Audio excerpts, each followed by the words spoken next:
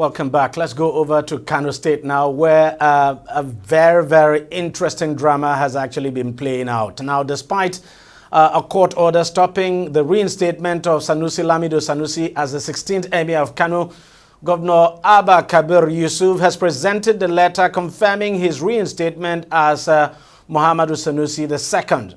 Now, Yusuf also promised to report Justice Mohammed Liman of the Federal High Court for refusing to implement the new Emirate Law under which Lamido Sanusi has been reinstated.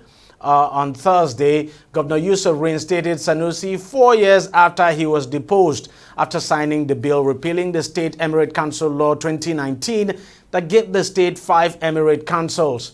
Sanusi was installed as the Emir of Kano in 2014 by then Governor Rabiu Kwankwaso, who is now the leader of Governor Yusuf's New Nigeria People's Party, NNPP. However, Sanusi was removed in 2020 for alleged insubordination to the government of then-Governor Abdullahi Ganduje, and Sanusi's predecessor, Aminu Ado Bayero, was installed as the 15th Emir of Kano.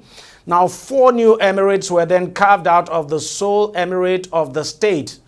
But now, a new emirate law passed on May the 23rd, 2024 by the State House of Assembly and assented to immediately by Governor Abba Yusuf has dissolved the 4 emirates and removed the emirs. So, as we speak at this moment, Sanusi Lamido Sanusi is back as the Emir of Kano. Joining me from Kano now to discuss this further is a political affairs analyst and editor-in-chief of Solace-based online newspaper, and that newspaper, by the way, is based in Kano, Abdulateef Abubakar Jos. Thank you very much, Abdulateef, for joining us on the program, and thanks for making time available for us. First off, tell us what exactly is going on in Kano. What is the mood there? What has been the reaction of the people on the ground to what the drama that we have seen in that state and the return of Sanusi Lamido Sanusi as Emir? Thank you very much for inviting me. But you see, it's not something that is so spectacular, in the sense that the issue that has come up in the last 3 days is not new to anybody that is conversant with Kano politics, because in 2020, when Muhammad Sanusi II was dethroned by Governor Abdullahi Umar Ganduje. Ganduje did it as a result, as of that period, Ganduje did it as a result of personal feud between him and Sanusi. And that was why he went as far as balkanizing the Emirates and now created 5 Emirates out of Kano. So, going with that, Ganduje then looked at it that the best thing to do for him at that period was to get back at Sanusi fully by removing him from office. And that was why the dethronement came in, and he installed Aminu Ado Bayero as the 15th Emir of Kano. Subsequently, as part of the campaign promises that the present administration in the state, that is the NNPP, made at that period was, whenever they are able to win the governorship race, Sanusi Lamido Sanusi will be returned back as the Emir of Kano. So it was part of their campaign promises. So when they came in now, in the next 1 week now, it's not even up to 1 week. In the next couple of days, we'll be talking about 1 year in office of Governor Abba Kabir Yusuf. So he has just been able to fill that by ensuring that they repeal the law, the Emirate law that was created by Governor Abdullahi Umar Ganduje at that period, repeal the law, dissolve all the other Emirates, and now make it one single Kano Emirate. So by that one single Kano Emirate, he gave the opportunity to the kingmakers also again, because, which is the tradition, the kingmakers now reappointed Sanusi to him, and he assented. So that was why Sanusi Lamido Sanusi was announced. So that was just the situation. And with the letter of appointment now, Muhammad Sanusi II is now the 16th Emir of Kano. So the question is, what about that court order that actually stopped the reinstatement? Because obviously the governor has not complied with that court order, and he said he's going to report the judge to the NJC. Yes, the court order that came in, just like according to what the governor said, that the the judge, Justice A.M. Liman, Abdullah Mohammed Liman, is not in the country, according to even what the governor said, that it was is a well-known issue that the judge is in the United States of America as we speak right now. So it was from the US that he gave the order that he granted yesterday.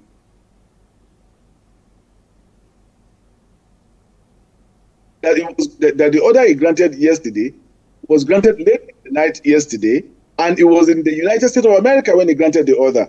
So that was why the governor said he was going to report him to the Governors Forum and to the NJC for abuse of office. At the end of the day, you look at all of this.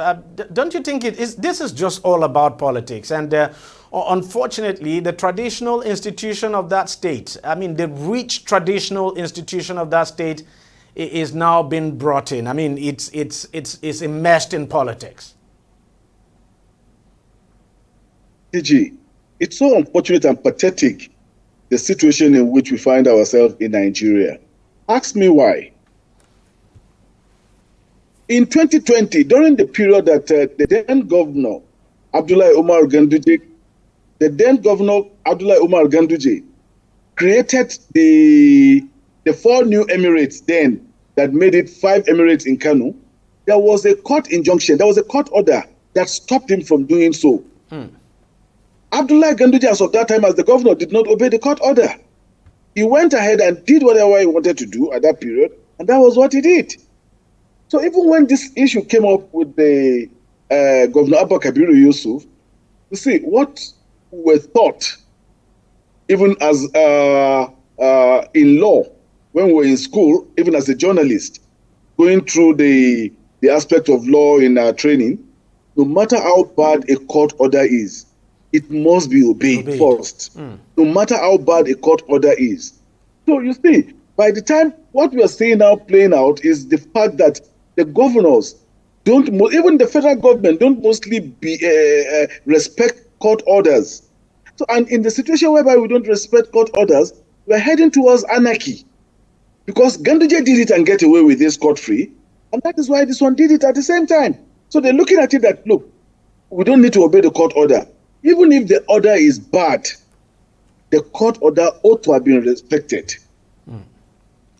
Now, some people have said, look, you look at all of this thing. Some people have said, look, Emir Sanusi actually brought all of this thing on himself. That, you know, when he was, that as Emir, he found it very difficult back then, and the hope is that lessons would have been learned now, that he found it difficult to differentiate or separate, you know, politics from, you know, the traditional institution. And that, look, as a traditional ruler, you have to be mindful of what you say, especially when it has to do with politics, and that he dabbled into politics a lot and all of that, and talked too much and what have you. I mean, we know he's quite eloquent, and that, you know, he's someone who is, he speaks his mind and all of that. But that, look, as a traditional ruler, you just have to choose your words very carefully, especially when it concerns politics. And the question now is, are we likely to see a different Emir Sanusi this time? That, you know, because he himself said lessons have been learned, and the issue is, I mean, I want to believe he too would have learned some lessons. Do you think we'd see a different Emir Sanusi this time? DG, it still goes to the issue of the situation whereby our traditional rulers have to be, traditional institution has to be insulated from the politicians. What do I mean by this? You can imagine the case in Bauchi State, whereby the governor removed some traditional rulers because he felt that they were not in support of him during his gubernatorial race. The same thing in Kogi State, whereby the then governor, Yaya Bello, removed some traditional rulers from the throne close to the end of his tenure because he believed that Usman Ododo did not win. I mean, it's a well-known fact that Usman Ododo did not win as the governorship candidate of APC at that period in their area. And that was the reason about 3 traditional rulers were removed. So you see, it would be very much better if we can have a constitutional review whereby it will be traditional institution will be insulated and will be protected from the whims and caprices of the governors. It's not new. We have been having this thing happening. It's not new in Kano. Kano is not an isolation. It has been happening elsewhere at the same time, because in this situation now, you can imagine, people will tell you now that Governor Abdullahi Umar Ganduje brought in Aminu Adobayero at that period as the Emir. Governor Abba Kabir Yusuf removed him and put Muhammad Sanusi, Lamido Sanusi. So what next? Does it now mean that if by providence or by accident, another political party comes in 2000 and in 2027, does that mean that they're going to remove Muhammad Sanusi II? I mean, that is just what it means, because it has now become a situation whereby the politician will just decide to toy with the traditional institution. You see, we need to understand that the traditional institution, the traditional leader, they are the closest to the people. And whatever the feelings are... But then what then do you say when a traditional leader too decides to dabble into politics rather than just, stay neutral, if you like, and decides to dabble into politics and begins to take on the politicians? Of course, you would expect that there will be consequences. That is why I said that we should have part of the constitutional review. There should be a limit to what the traditional leaders can do. And at the same time, there should be a limit to what the politicians can do. Because you see, we need to separate this and draw a line between politics and the tradition and culture. There should be a line that will be drawn, whereby if you want to go into politics, you can as well drop your traditional robe of the traditional leader and go into politics. And if you want to be a politician, be a politician, not a traditional leader. And that's quite true. But going forward, I mean, how do you see things playing out? In terms of how Emir Sanusi now operates, because do you think now he has to be very careful and that he'll be watching over his back and then watch what he says as well? Because obviously he would not want to offend the powers that be in that state. I'm talking about the governor now. So he has to be very careful too, especially in dealing with politicians, considering that, I mean, knowing that they have the powers to deal with him. You see, DG, if you look at the Sultan of Sokoto, Alhaji Saad Mohammed Abubakar III, he does comment on political issues in instances whereby the people are not comfortable with probably the economic situation or the political situation or the security challenges or what have you, but he wouldn't go into mainstream politicking. That's true. He will express views of the people and say, look, these are what the people, these are what my people want. These are what my people are talking about. But in the case of Muhammad Sanusi II now, I think he ought to have learned his lesson at the same time. Because part of what people that are very close to Ganduje administration said at that period was the fact that there was a clear support from Muhammad Sanusi Lamido at that period to the then administration, to the then Abba Kabir Yusuf political party that lost in 2019. If you can remember vividly, it was after the election that the fight really came into open. I mean, between Abdullahi Ganduje as the governor and Sanusi Lamido Sanusi as the Emir of Kano at that period. It is high time for Muhammad Sanusi himself to retrace back his step and be in line with the tradition, because traditional leaders, we looked at them as our fathers. We look at them as the last hope of the common man, so to say, not even the judiciary this time around, because if there is any issue or what have you, they are easy to go to for complaints and what have you than going to the political leaders. And finally, he has to walk a tightrope here, because irrespective of the fact that he's been brought back now by the Abba Yusuf government now, he's still the traditional ruler, traditional leader now of everyone in Kano, irrespective of the political party they belong to, and that he has to see his position as such and not be seen to be aligning with one political party over the other. So he has to be very careful here. You see, Deji, with the experience of Muhammad Sanusi II, which is wide knowledge, is Islamically sound, is in Western education is very sound. When you look at his wealth of experience also in administration, I believe that right now he should put all those into bear, whereby he should unite.